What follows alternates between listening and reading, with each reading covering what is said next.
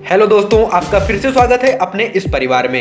दोस्तों, अगर आप जूते चप्पल की दुकान करने जा रहे हैं और आपको नहीं पता है कि माल यानी कि मटेरियल की कीमत कितनी होनी चाहिए और इसको कैसे खरीदा जाए, जूते चप्पल के बिजनेस के लिए थोक माल कहां से और कैसे खरीदें, जूते और चप्पल के बिजनेस के लिए लोकेशन कैसी होनी चाहिए, इस बिजनेस के लिए लाइसेंस और रजिस्ट्रेशन, लेकिन ये सिर्फ दुकान के लिए है, ये कैसे बनवाया जाए और आपका स्टाफ कैसा होना चाहिए, कब से रखें, और इस कोर्स में मशीन से जुड़े हुए टॉपिक भी क्लियर किए जाएंगे।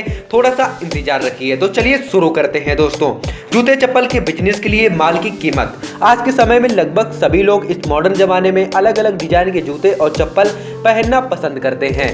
लोग खासकर ऐसे जूते चप्पल पहनना पसंद करते हैं जो ट्रेंडिंग होते हैं, एक भाषा में कहें कि जिनका चलन भी ज्यादा होता है। जूते और चप्पल का बिजनेस स्टार्ट करने के लिए माल में सिर्फ जूते और चप्पल की जरूरत पड़ती है। आप इसके साथ साथ लड़कियों के लिए जूती, sandal, daily use slipper, heel sandal etcetera भी रख सकते हैं। लेकिन इस बात का विशेष ध्यान रखें कि आप अपने शॉप पर मार्केट ट्रेंडिंग के हिसाब से ही शूज और चप्पल मंगवाएं।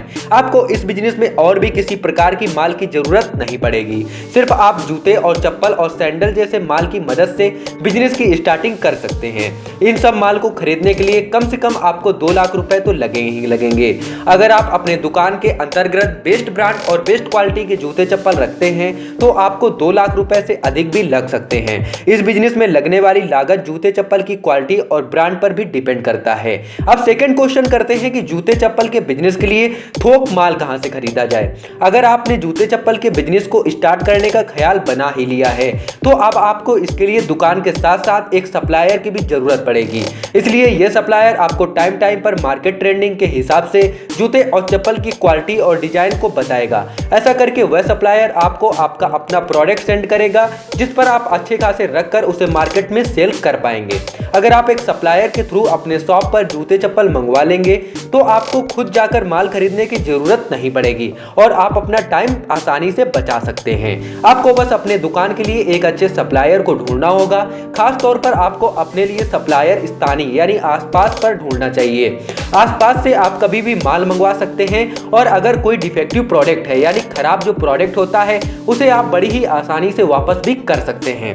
आसपास के सप्लायर को ढूंढने के साथ साथ आपको इस बात का भी विशेष ध्यान रखना है कि आपके लोकेशन तक स्थानीय सप्लायर द्वारा किए गए माल को आपके द्वारा ऑफर किए गए कीमत से कम दाम में पहुंचाया जाए ताकि इससे आपका प्रॉफिट ज्यादा से ज्यादा हो सके।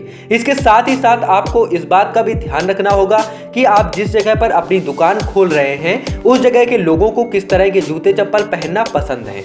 आप लोगों के पसंद के अनुसार ही अपने माल की डिलीवरी लें क्योंकि वह सबसे छोटी बात बिजनेस को सफल बनाने में बहुत ज्यादा हेल्प करती है। तो अब बात करते हैं जूते चप्पल के बिजनेस के लिए आपकी लोकेशन कैसी होनी चाहिए। किसी भी बिजनेस की स्टार्ट करने के लिए सबसे इंपॉर्टेंट होता है उसकी लोकेशन यानी कि आप अपने बिजनेस की स्टार्टिंग किस जगह से कर रहे हैं, क्योंकि बिजनेस की सफलता लोकेशन पर भी डिपेंड करती है। जूता चप्पल की दुकान की स्टार्टिंग करने के लिए भी एक अच्छी लोकेशन का होना बहुत ही इंपॉर्टेंट होता है। आप इस बिजनेस को करने के लिए एक ऐसी जगह का चयन कर सकते हैं जहां पर ज्यादा भीड़ भाड़ होता हो और उस जगह पर लोगों के आने जाने के लिए ट्रांसपोर्ट की सुविधा भी मौजूद हो। आपको जूते चप्पल का बिजनेस खास तौर से शहरी इलाकों में खोलना चाहिए क्योंकि शहरी इलाकों में ऐसे बहुत से लोग होते हैं जो कि अट्रैक्टिव और सुंदर दिखना पसंद करते हैं, जिसके लिए वे लोग अलग अलग तरह के जूते चप्पल पहनते हैं। अगर आप अपना बिजनेस ग्रामीण इलाके में खोलते हैं तो वहां पर आपका बिजनेस अच्छे तरीके से नहीं चल पाएगा।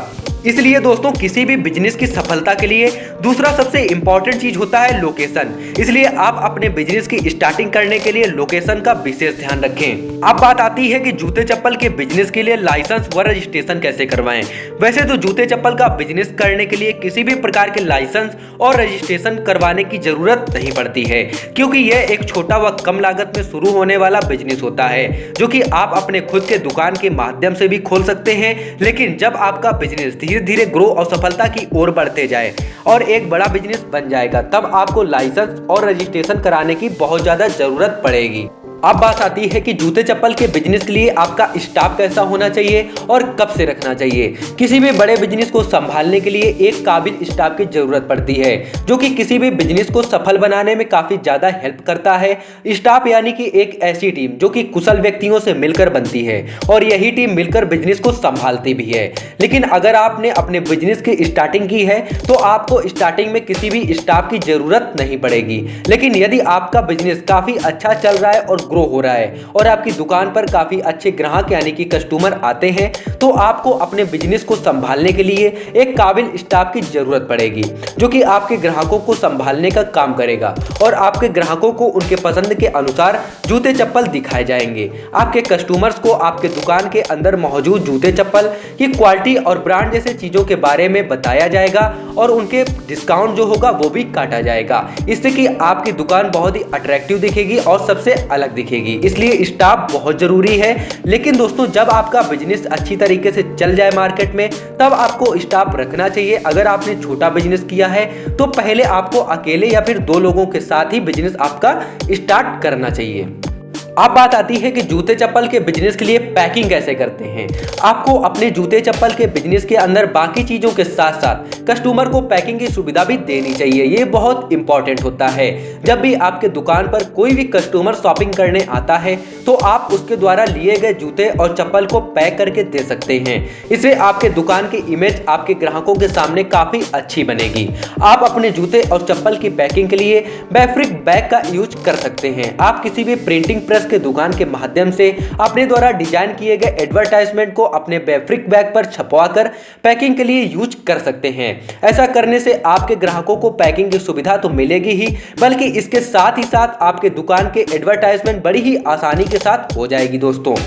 तो फ्रेंड, आपने इस वीडियो के माध्यम से क्या सीखा? अगर आप बिजनेस करना चाहते हैं तो आपको इस चैनल को सब्सक्राइब कर देना है और वीडियो को लाइक कर देना है और आपको कमेंट में जरूर बताना है कि आपने इस वीडियो से क्या सीखा और आपको कौन से बिजनेस के ऊपर वीडियो चाहिए। मैं आपको विस्तार और डिटेल यानी कि वीडियो से जरूर बनाऊंगा। कमेंट बॉक्स में जरूर बताएं कि तब तक के लिए जय हिंद, जय भारत।